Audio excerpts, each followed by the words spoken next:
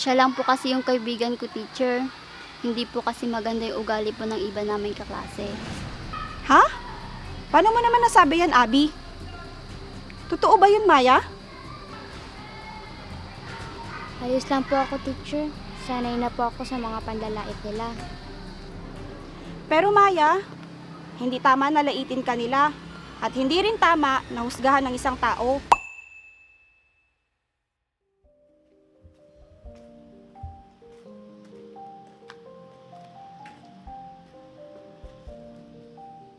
Buti ka pa, Maya. May award ka na naman. Oo nga, tiyak, matutuwa si nanay dito. Ang swerte naman ng mama mo sa'yo. Alam mo, kahit labandero lang nanay ko, pinagmamalaki ko siya. Tama yon. Kahit tinutokso nila ang nanay mo na labandera, wag mo silang papansinin.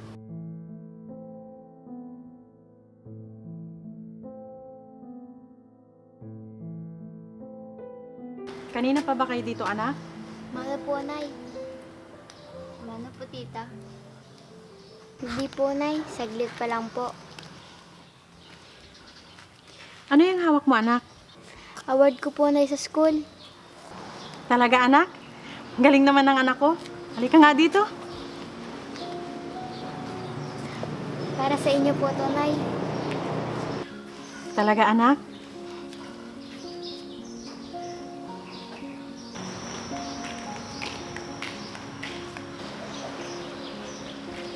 Abi anak, tara na. Ano po pa? Pa, si Maya po may award. Ako po, wala. Congrats Maya, matalino ka talaga. Anak, hindi naman importante sa akin kung may award ka o wala. Ang mahalaga, nag-aaral kang mabuti. Pa, babawi na lang po ako sa susunod. Ayos lang yun anak. Iha, matataas naman ang mga grado mo. Kaya wala kang dapat ipag-alala. Anak, tama sila. Huwag mong pilitin ang sarili mo kung kasalan yung kaya mo. Walang problema sa akin yun. Salamat po, pa. Tara na, anak. Baka mahuli pa ako sa pupuntahan ko. Sige, mauna na kami sa inyo. Tara na, anak. Bakit parang ang lungkot mo, anak? Kasi po, tita, naririnig ko pong pinag-uusapan nila si Maya nang dahil po sa trabaho po ninyo. Totoo ba yun, anak? Sabi ko nga po, isumbong po namin kay teacher para kausapin po sila.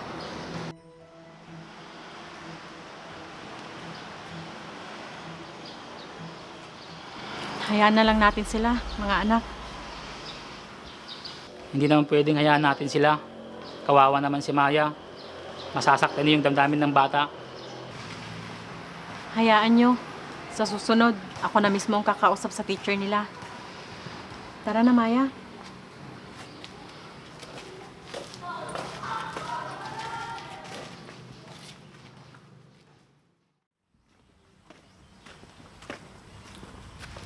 Sige na, anak. Ipasok mo na yung mga gamit mo at magbihis ka na. At nang makakain na tayo mamaya. Nay, pwede ko po bang sagutin yung mga klase ko pag may sinasabi silang hindi maganda tungkol sa'yo? Hindi na kailangan, anak. Kung totoo naman ang mga sinasabi nila. Isa pa, ang importante, mapag-aral kita. Kaysa sa mga panlalait nila.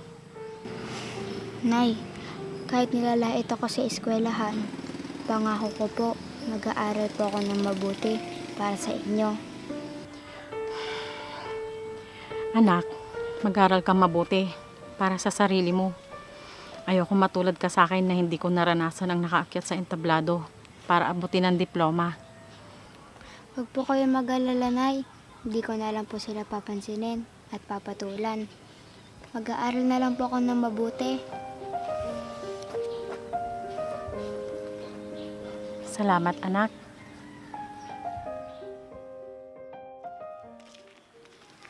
Maya, bakit ang bagal mo atang maglakad? Nag-almusal ka ba?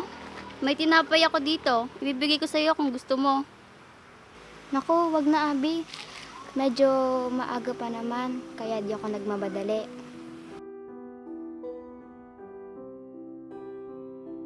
Basta, huwag kang mahiyang magsabi sa akin kung may kailangan ka para mabigyan kita ng baon. Nako, ang babait naman ng mga estudyante ko. Siya lang po kasi yung kaibigan ko, teacher. Hindi po kasi maganda yung ugali po ng iba naming kaklase. Ha? Paano mo naman nasabi yan, Abby? Totoo ba yun, Maya? Ayos lang po ako, teacher. Sanay na po ako sa mga panlalait nila. Pero Maya, hindi tama na laitin ka nila. At hindi rin tama na husgahan ng isang tao. Sasabihan ko ang mga magulang nila. Nasabihan nila ang mga anak nila na hindi na tama ang ginagawa nila dahil nakakasakit na sila ng damdamin. Naku, wag na po. Ayaw rin po ni nanay na mangyari yun. Dahil siguradong tatawanan lang po kami. Hayaan mo, pag nagpatawag ako ng meeting, sasabihan ko ang mga magulang nila para mapagsabihan din nila ang mga anak nila. Pero sa susunod na maririnig ko na nilalait ka nila, hindi ko na palalampasin yun. Okay po, teacher. Ikaw po bahala. O siya, tara na, may klase pa tayo. Sige po.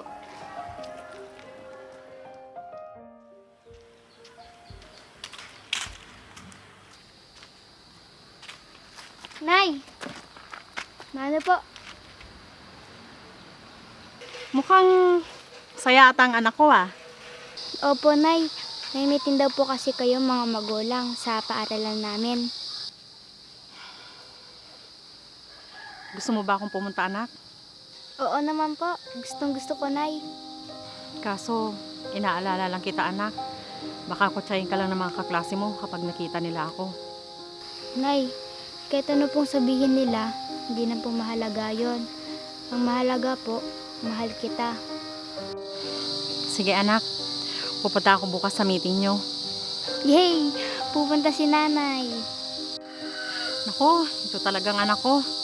Halika na nga sa loob na makapaghanda na tayo ng hapunan natin. Sige po, Nay. Tuloy po kayo. Magandang araw po, Teacher Emma. Magandang araw din po. Maupo po muna kayo. Magandang araw po, ma'am. Mabuti naman po at nakarating kayo. Opo, Teacher. Naipangako ko po kasi sa anak ko na pupunta po ako ngayon. Huwag po sanang sasama ang loob ninyo. Isa po sa pagmimitingan natin ay tungkol sa mga anak ninyo.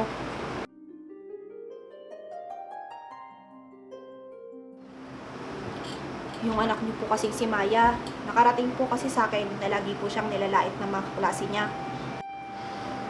Opo, Teacher. Alam ko po yun. Nahiya nga po ako sa anak ko dahil nadadamay po siya. Oo nga po, teacher. Kawawa naman yung bata. Bilang guro po, responsibilidad ko po sila na turuan ng magandang asal. Maraming salamat po, Teacher. Dahil naunawaan niyo po ang aming sitwasyon. Sa kabila po ng aming kalagayan, pinag-aaral ko po ang anak ko sa abot ng aking makakaya. Dahil ayoko po siyang matulad sa akin. Tama po kayo dyan. At isa po kayo sa nanay na dapat hangaan sa eskwelahang ito. Tanging edukasyon lang pong may papamana ko sa anak ko. Dahil wala po kaming yaman o ari-arian na may bibigay sa kanya. Hindi nga nagkamali sa pagpili ng kaibigan ang anak ko dahil mabait na bata si Maya. Salamat din dahil palaging nandyan si Abby para samahan ang anak ko. Bilang pangalawang magulang ng mga anak ninyo, gagawin ko po ang lahat ng aking makakaya upang gabayan ang mga anak ninyo para maging mabuting bata.